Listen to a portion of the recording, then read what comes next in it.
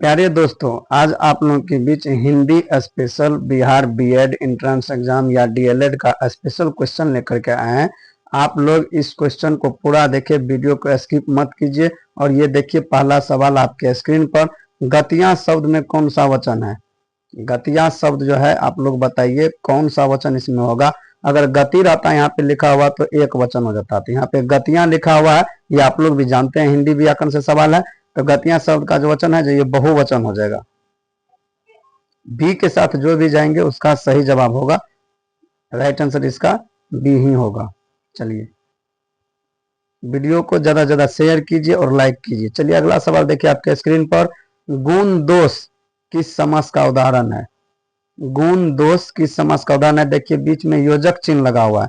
ये आप लोग व्याकरण में जानते हैं, जिसमें योजक चिन्ह लगा हुआ होता है उसको कौन सा समास कहते हैं? उसको द्वंद्व समास कहते हैं। भात दाल, राम सीता, राधा कृष्ण, इस प्रकार से माता पिता, इस प्रकार से भाई बहन, इस प्रकार से जो सवाल रहेगा ना बीच में योजक चिन्ह वाला, तो ये द्वंद्व समास हो जाएगा। इसका राइट आंसर जो भी बी के साथ जा रहे हैं, इसका सही जवाब है। राइट आंसर इसका बी होगा। वीडियो को ज्यादा से ज्यादा शेयर कीजिए और जहां तक हो सके जो भी एंट्रेंस एग्जाम जाइएगा बीएड का देने के लिए या डीएलएड का तैयारी कर रहे हैं, उसके लिए महत्वपूर्ण ये क्वेश्चन है। आप लोग ध्यान पूर्वक देखें और अपने कॉपी में नोट्स भी करते जाएं। चलिए, अगला सवाल देखिए अब आपके स्क्रीन पे, ये गुण दोष द्वंद्व समास ही होगा। अगला सवाल देखिए अब आपके स्क्रीन पर, जिसका होगा यहाँ पे, जिसका वर्णन न किया जा सके। यहाँ पे मिस प्रिंट है, जिसका वर्णन न किया जा सके, इस वाक्य के लिए एक शब्द होगा। तो आप लोग बताइए, जिसका वर्णन नहीं किया जा सके तो ये अवर्णनीय होगा। अवर्णनीय, अवर्णनीय, समझे? जिसका वर्णन न किया जा सके, अकथनीय नहीं होगा। होगा जो कहा ना जा सके उसको अकथनीय, जो पढ़ा ना जा सके अपठनीय, जिसका कल्पना ना हो वो होगा अकल्पनीय। लेकिन यहाँ पे पूछा गया है जिसका वर्णन न किया जा सके, यहाँ पे अवर्णनीय हो जाएगा। इसका सही जवाब ए होगा। जो भी ए के साथ जा रहे हैं इसका बिल्कुल सही जवाब है। चलिए, अगला सवाल देखिए। अगला सवाल है यहाँ पे, सत्यवान की पत्नी सावित्री एक पत्नी वर्ता नारी थी, वाक्य में किस भाग में अशुद्धि है? यहाँ पे देखिए किस भाग में अशुद्धि है, आप लोग बताइए। यहाँ पे जो है देखिए, आप लोग ध्यान दीजिए, सत्यवान की पत्नी सावित्री, सावित्री महिला है, एक पत्नी वर्ता, पत्नी वर्ता तो यहाँ पे होगा नहीं, पति वर्ता होना चाहिए। आप लोग ध्यान से देखिए सवाल को और वीडियो को स्किप मत कीजिए, पूरा वीडियो देखिए। जो भी बीएड एंट्रेंस एग्जाम जाइएगा देने के लिए और जो भी डीएलएड का तैयारी कर रहे हैं, यहाँ पे बताइए पत्नी वर्ता होगा नहीं होगा? सावित्री एक महिला है और ये जो है पतिवर्ता यहाँ पे होना चाहिए। तो अशुद्धि जो है यहीं पे है, पतिवर्ता होना चाहिए, पत्नी वर्ता नहीं। इसका राइट आंसर क्या हो जाएगा? बी के साथ जो जा रहे हैं पत्नी, सॉरी सी के साथ एक पत्नी वर्ता होगा, तो सी के साथ जो है गलत है सी जवाब। इसका राइट आंसर सी ही होगा। चलिए, अगला सवाल देखिए, निम्नलिखित में से भाववाचक संज्ञा का उदाहरण कौन सा है? तो बताइए, इसमें भाव प्रकट होता है, संज्ञा आप लोग पढ़े ना, व्यक्तिवाचक, जातिवाचक, भाववाचक, समूहवाचक और द्रव्यवाचक, 5 प्रकार का संज्ञा है। संज्ञा के जो भाग है 5 है। तो ये बताइए कि भाववाचक कहाँ पे है? स्वस्थ होगा भाववाचक? भाववाचक नहीं। बच्चा, चोर, ये भी सब भी नहीं होगा। इसमें भाव जो हो जाएगा इसका होगा जवानी हो जाएगा भाव, समझे? जवानी शब्द जो हो जाएगा ये हो जाएगा भाववाचक संज्ञा। जो भी ए के साथ जा रहे हैं इसका सही जवाब हो जाएगा ए। चलिए, अगला सवाल देखिए, प्रतिरूप में कौन सा उपसर्ग होगा? प्रतिरूप में कौन सा उपसर्ग होगा? आप लोग जानते हैं उपसर्ग और प्रत्यय, उपसर्ग और प्रत्यय। शुरू में जो लगता है उसको क्या कहते हैं? उपसर्ग कहते हैं, और अंत में जो लगता है उसको प्रत्यय कहते हैं। चलिए बताइए, प्रतिरूप में कौन सा उपसर्ग है? इसका राइट आंसर क्या हो जाएगा बताइए? प्रति हो जाएगा। इसका राइट आंसर क्या हो जाएगा? प्रति हो जाएगा। बिल्कुल सही जवाब। जो भी ए के साथ जा रहे हैं उसका सही जवाब है। प्रतिरूप में कौन सा उपसर्ग होगा? तो प्रति होगा। चलिए, अगला सवाल आपके स्क्रीन पे 7 नंबर सवाल है, रोजाना शब्द में कौन सा प्रत्यय लगा है? ये 7 नंबर का क्वेश्चन देखिए आपके स्क्रीन पर। रोजाना, गौर से सुनिए, रोज आना यानी क्या इसका होता है रोज आना, रोज जोड़ आना तब न होगा रोजाना। इसमें जो प्रत्यय लगा है आना हो जाएगा, जो भी सी के साथ जाइएगा ना, देखिए ध्यान से देखिए, जो भी रोज, रोजाना जो यहाँ पे लिखा हुआ है तो रोज और रोज अजोर आना, ये पहले बताए रोज जो आना, जो आना है सी के साथ जो जाइएगा ना, इसका सही जवाब हो जाएगा आंसर, इसका राइट आंसर सी हो जाएगा। अगला सवाल देखिए आपके स्क्रीन पर। दीवार के ऊपर कौन बैठा है? देखिए सवाल को देख लीजिए। दीवार के ऊपर कौन बैठा है, इस वाक्य में सर्वनाम का कौन सा प्रकार है?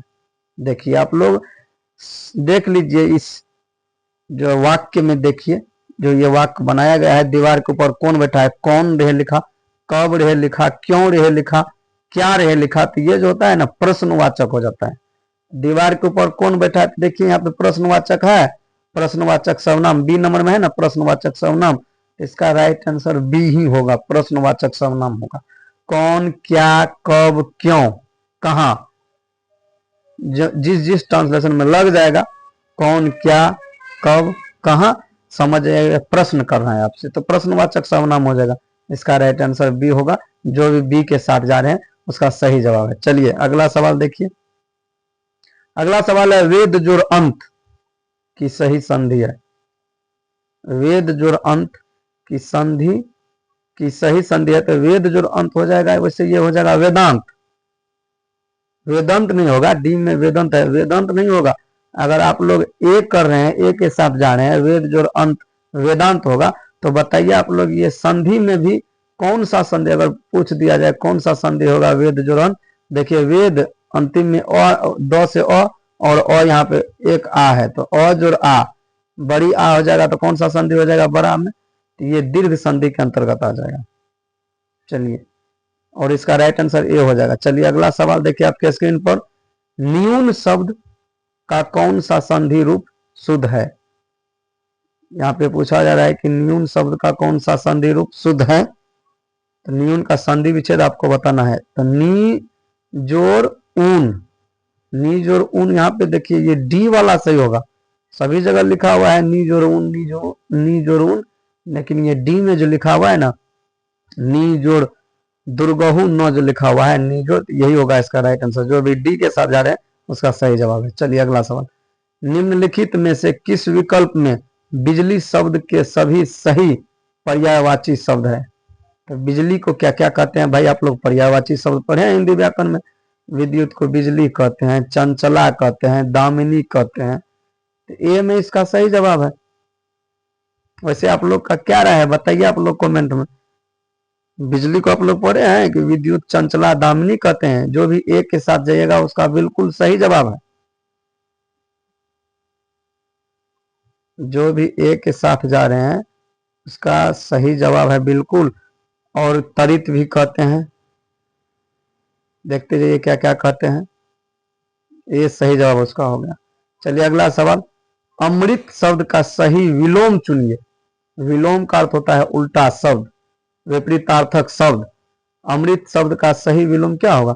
अमृत का अमे विष है, अमी है, सुधा है, सोम है, तो अमृत का उल्टा सीधा याद किए हैं, अमृत का विलोम विष होता है, विष या गरल। व्याकरण में पढ़े हैं ना कि अमृत का विष या गरल ही होता है। ये पर्यायवाची हो गया, अमी, सुधा, सोम, ये सब पर्यायवाची हो गया। पीयूष भी कहते हैं, समझे? इसका जो है राइट आंसर ए हो जाएगा। ए के साथ जो भी जा रहे हैं ये बिल्कुल सही जवाब है। चलिए अगला सवाल देखते जाइए। श्रुति सम भिन्नार्थक शब्द युग्म परिणाम डैश परिमाण का उचित अर्थ है। देखिए परिणाम सुनने में आपको एक जैसा लगेगा, परिणाम और परिमाण, लेकिन अर्थ अलग अलग है, अर्थ अलग अलग है। अंश का आप लोग पढ़े ना, एक अंश मीन्स हिस्सा होता है, एक अंश मीन्स कंधा होता है, उसी प्रकार से इसका जो राइट आंसर हो जाएगा देख लिया आप लोग, इसका राइट आंसर क्या होगा कमेंट में कर दीजिएगा।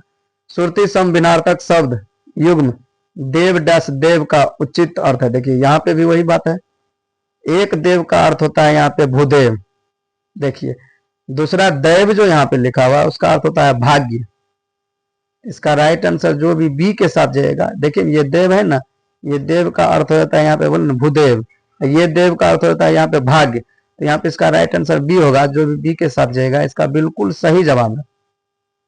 चलिए अगला सवाल देखिए, सूर्य शब्द का पर्यायवाची बताइए। बच्चा बच्चा जानता है कि सूर्य शब्द का पर्यायवाची शब्द क्या होगा। शशि नहीं, चंद्रमा को कहते हैं शशि, पावक, अग्नि को कहते हैं पावक, नक्षत्र, नक्षत्र ग्रह का नाम है नक्षत्र। सूर्य शब्द का पर्यायवाची बताइए, ये दिनकर हो जाएगा। जो भी डी के साथ जा रहे हैं इसका बिल्कुल सही जवाब है। सूर्य को और क्या कहते हैं, रवि कहते हैं, भास्कर कहते हैं, और क्या कहते हैं, आदित्य कहते हैं, मार्तंड कहते हैं। ये आप लोग याद रखिए। सूर्य शब्द का पर्यायवाची जो होगा यहाँ पे अभी दिनकर हो जाएगा। इसका राइट आंसर डी हो जाएगा। जो भी डी के साथ जाएगा उसका बिल्कुल सही जवाब है। चलिए ये सब भी याद रख लीजिएगा, रवि, भास्कर, आदित्य और मार्तंड। चलिए अगला सवाल देखिए। आपके स्क्रीन पर वीडियो कैसा लग रहा है, वीडियो को ज्यादा से ज्यादा शेयर कीजिए। चलिए, किस विकल्प में सही विलोम युग्म नहीं है। यहाँ पे बताया है कि कौन सा जो यहाँ पे उल्टा शब्द है, विपरीतार्थक शब्द है, कौन में सही नहीं है। विरह लिखा हुआ है नीचे में, विरह का मिलन सही है, घन का तरल सही है, कीर्ति का उपकीर्ति गलत है, कीर्ति का अपकीर्ति हो सकता है, कुसुमित, कुसुमित, कंटकित, ये भी सही जवाब है। तो यहाँ पे जो भी राइट आंसर जाइएगा बी के साथ जाइएगा उसका ही सही जवाब होगा। कीर्ति का क्या हो जाएगा, अपकीर्ति होना चाहिए, कीर्ति का उपकीर्ति नहीं अपकीर्ति। इसका जो राइट आंसर क्या हो जाएगा, क्या हो जाएगा प्यारे बच्चों बताइए, अपकीर्ति। सही जवाब बी हो जाएगा। चलिए अगला सवाल देखिए आपके स्क्रीन पर। बगले झांकना, बगले झांकना मुहावरे का सही अर्थ होगा। बगले झांकना, नीचे से देखिए, शरीर अस्वस्थ होना गलत जवाब, असंभव बातें करना गलत जवाब, दायित्व की स्थिति आने पर आंखें चुराना गलत जवाब, अत्यंत लज्जित होना जी बिल्कुल सही जवाब, बगले झांकना। जो भी ए के साथ जाइएगा उसका बिल्कुल सही जवाब होगा प्यारे साथियों, प्यारे दोस्त, प्यारे मित्रों, अत्यंत लज्जित होना। इसका सही आंसर ए हो जाएगा। चलिए अगला सवाल देखिए, किस विकल्प में पुल्लिंग का स्त्रीलिंग शब्द सही नहीं है, नहीं है लिखा हुआ है यानी कि गलत है किसमें। हलवाई का हलवाइन सही जवाब है, माली का मालिन यहाँ पे भी सही जवाब है, कहार का कहारिन सही जवाब है, सियार है यहाँ पे लिखा तो सिंहनी का हो जाएगा, सियार का सियारिन ना हो जाएगा, बताइए। हलवाई का हलवाइन बोले सही है, ये सब सही है, देखते जाइए। जो भी राइट आंसर डी के साथ जाइएगा उसका बिल्कुल सही जवाब होगा सियार का सियारिन, सियार का सियारिन। वैसे यहाँ पे सियार गलत प्रिंट किया गया है, सियार होना चाहिए, सहर्षी का या करो ऐसे होना चाहिए। चलिए अगला सवाल देखिए। वैसे वीडियो आप लोग को कैसा लग रहा है आप लोग कमेंट में बताइए कैसा लग रहा है, और किस विषय का चाहिए वे भी आप लोग बता दीजिएगा। निम्न में से किस शब्द की वर्तनी सही है। यहाँ पे आप लोग कठिन शब्द बच्चे में लिखे हैं ना, कठिन शब्द, तो बोलता है कौन सही है बताइए। आगामी, परीक्षण, प्रतिकूल, परिणति, क्या सब लिखा है। परीक्षण ऐसे होता है, देखिए पौरदर्गी का अक्षण ऐसे होता है परीक्षण।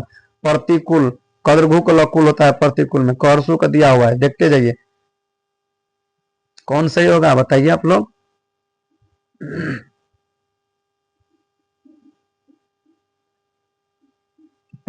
परिणति सही है।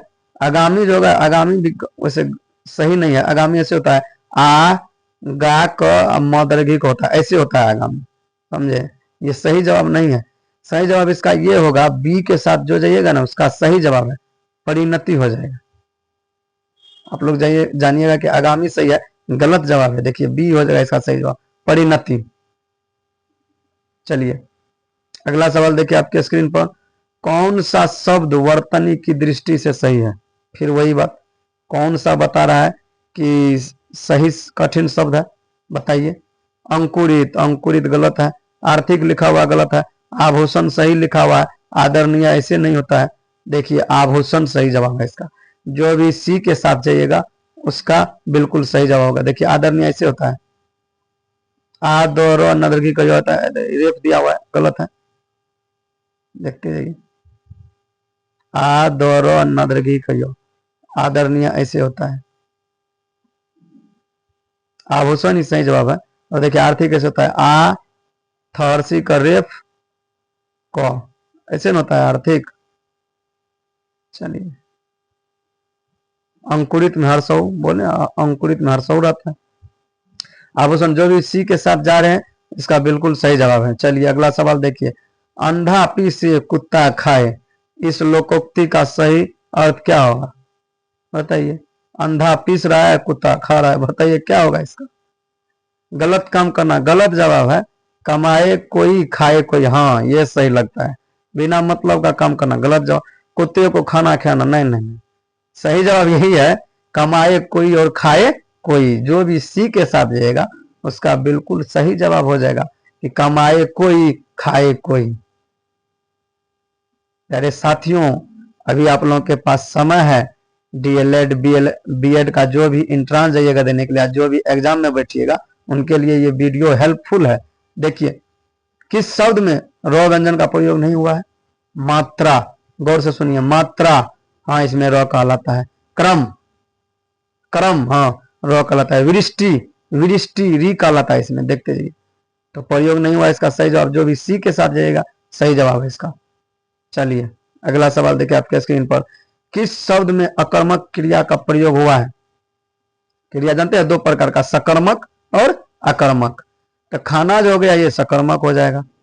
चलाना, चलाना, गाड़ी चला रहा है, बस चला रहा है, ट्रक चला रहा है, साइकिल चला रहा है, मोटरसाइकिल चला रहा है, ये भी सकर्मक हो जाएगा। हंसाना, ये भी हो जाएगा सकर्मक। उड़ना जो है ना, ये डी के साथ जो जाइएगा इसका बिल्कुल सही जवाब हो जाएगा। चलिए अगला सवाल देखिए आपके स्क्रीन पर, मुख खुलने के आधार पर स्वर कितने प्रकार के होते हैं? बताइए, मुख खुलने के आधार पर स्वर कितने प्रकार के होते हैं?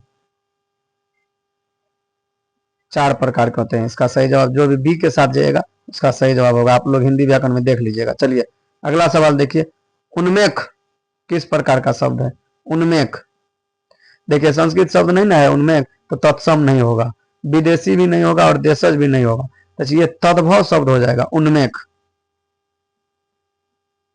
सही जवाब जो भी बी के साथ जा रहे हैं सही जवाब है। चलिए अगला सवाल देखिए आपके स्क्रीन पर, जिसे सबसे पहले गिनना उचित हो, इसके लिए सही एक शब्द होगा। सबसे पहले किसी अगर गिन लेंगे तो क्या हो जाएगा? ये अग्रगण्य हो जाएगा। देखिए अनगिनत गलत जवाब है, अगणित गलत जवाब है, अगण्य है गलत जवाब है। सी में जाए ना अग्रगण्य, ये सही जवाब हो जाएगा। जो भी सी के साथ जाइएगा उसका सही जवाब है। चलिए अगला सवाल देखिए, निम्न में से कौन सा अर्था अलंकार का एक प्रकार है? अर्था अलंकार और शब्दा अलंकार होता है, अलंकार भी पढ़िए आप लोग। तो अर्था अलंकार और शब्दा अलंकार, इसमें देखिए यमक, वक्रोक्ति, वक्रोक्ति और श्लेष, ये सब जो है ये शब्दा अलंकार के अंतर्गत आते हैं। और ये रूपक जो हो जाएगा ना ये आ जाएगा अर्था अलंकार के अंतर्गत। तो जो भी डी के साथ जाएगा उसका ही बिल्कुल सही जवाब होगा। चलिए अगला सवाल देखिए आपके स्क्रीन पर, विद्वान व्यक्ति पूज्य होते हैं, इस वाक्य में प्रयुक्त विशेषण है।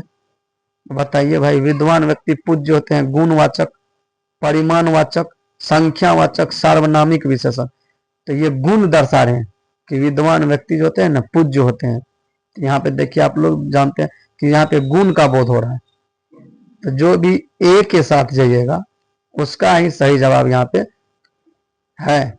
गुणवाचक विशेषण जो भी ए के साथ जाएगा उसका बिल्कुल सही जवाब है गुणवाचक विशेषण। चलिए अगला सवाल देखिए आपके स्क्रीन पर, झूठा सच किसका उपन्यास है? 29 नंबर क्वेश्चन है ये। झूठा सच किसका उपन्यास है? ये हो जाएंगे, बताइए 4 ऑप्शन देख रहे हैं ना आप लोग, दिखाई दे रहा है आप लोग को? झूठा सच जो हो जाएगा ये यशपाल जी का हो जाएगा। जो भी जा रहे हैं ए के साथ उसका बिल्कुल सही जवाब है।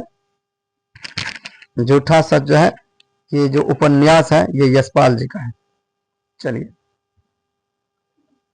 वीडियो को ज्यादा से ज्यादा शेयर कीजिए और लाइक कीजिए और कमेंट में अपनी राय शेयर कीजिए कि किस विषय का आपको चाहिए इस प्रकार से वीवीए ऑब्जेक्टिव, ये आप लोग कमेंट में बता दीजिएगा। चलिए अगला सवाल देखिए 30 नंबर क्वेश्चन, सर्वश्रेष्ठ रस किसे माना जाता है? ये आप लोग जानते हैं। सर्वश्रेष्ठ रस जो है ना, श्रृंगार रस को माना जाता है। इसका राइट आंसर डी के साथ जो जाइएगा सही उसी का होगा, डी, श्रृंगार रस। और इसको रसराज भी कहते हैं, श्रृंगार रस को। और एक बात आप लोग जान लीजिए, इसका अस्थाई भज होता है ना, रति होता है। चलिए डी सही जवाब। चलिए अगला सवाल, ब्रज भाषा का क्षेत्र कौन सा नहीं है भाई? ब्रज भाषा कहाँ नहीं बोला जाता है? आगरा मथुरा जानते हैं, यहाँ पे ब्रज भाषा ही बोला जाता है। धौलपुर में भी ब्रज भाषा बोला जाता है। तो यहाँ पे आंसर क्या हो जाएगा? इनमें से कोई नहीं। जी हाँ, डी के साथ जो जाइएगा उसका है बिल्कुल सही जवाब होगा, इनमें से कोई नहीं। चलिए अगला सवाल, गणना गणना शब्द युग्म का सही अर्थ क्या होगा? गणना, एक गणना देखिए गिनती को कहते हैं गणना। गणना आप लोग गांव देहात में नहीं कहता है हमको कांटा गड़ गया है, हाँ, इस प्रकार से एक गणना करते हो गया गिनती, एक गणना करते हो गया चुभना।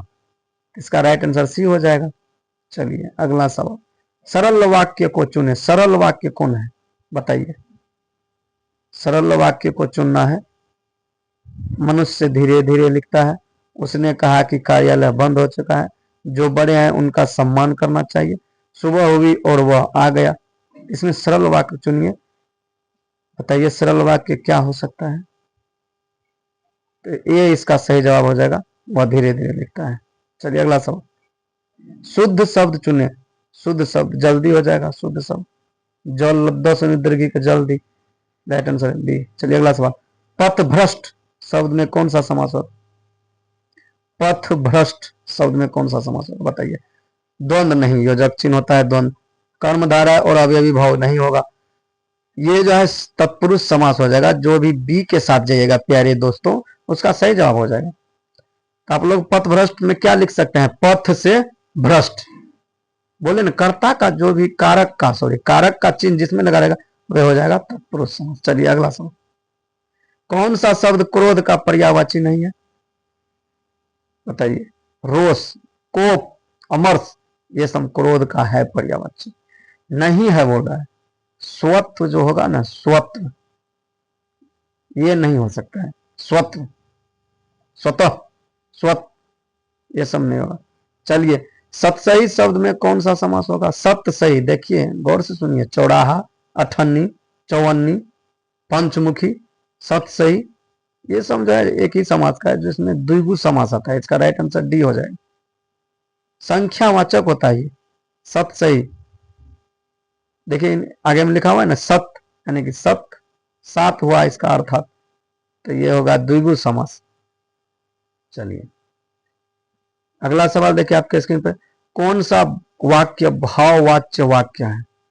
भाव प्रकट कर रहा है बताइए? गीता कपड़े सिलती नहीं, यहाँ बैठा नहीं जाता है, उसके द्वारा पुस्तक पढ़ी गई, इनमें से कोई नहीं। तो यहाँ पे हो जाएगा जो भी राइट आंसर बी के साथ जाएगा उसका राइट आंसर हो जाएगा, यहाँ बैठा नहीं जाता। वीडियो कैसा लग रहा है बताइए, और ज्यादा से ज्यादा शेयर कीजिए और कमेंट में अपनी राय शेयर कीजिए, और हमारे चैनल को सब्सक्राइब जरूर कर लीजिए, ताकि इसी प्रकार से हम वीडियो लाते रहेंगे। अतुल नहीं आने वाला है, यह किस प्रकार का वाक्य बताइए? अतुल नहीं आने वाला है, नहीं जब बोल दिया भाई तो यह नकारात्मक न हो गया, नकारात्मक। संदेह, संदेह नहीं। बलदायक, स्वीकारात्मक, स्वीकारात्मक, नकारात्मक हो जाएगा। अतुल नहीं आने वाला है, ये शब्द हो जाएगा ए के साथ जो जाइएगा उसका बिल्कुल सही जवाब हो जाएगा। इसके बाद एक क्वेश्चन और बचा हुआ है, 40 क्वेश्चन है। आप लोग कमेंट में बताइएगा कि 40 क्वेश्चन में आपका सही कितना आया है, सही सही बोलिएगा। अतुल नहीं आने वाला है, यह किस प्रकार का वाक्य है तो बताएं ना। नकारात्मक, नहीं जिसमें लग गया तो वो हो जाएगा नकारात्मक।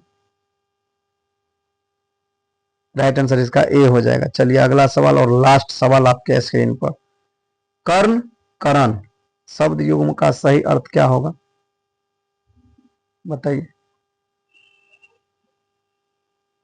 तो यहाँ पे कर्ण जो होता है ना, कर्ण का अर्थ होता है कान, और करण का हो जाएगा साधन। तो यहाँ पे जो भी ए के साथ जाइएगा उसका बिल्कुल सही जवाब होगा।